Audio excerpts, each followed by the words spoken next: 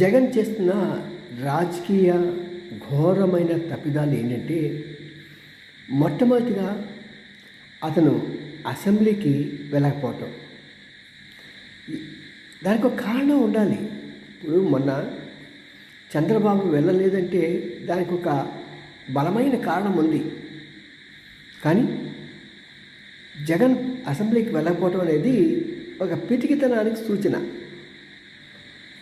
రెండోది చూస్తే రాష్ట్రపతి పాలన పెట్టాలి అని అంటాం.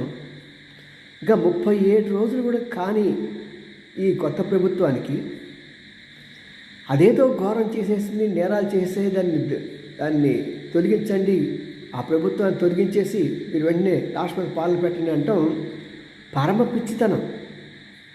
ఇంట్లో వాళ్ళ అమ్మ నాన్న దగ్గర చెబుతుందేమో కానీ ప్రజాస్వామ్యంలో చెల్లదు.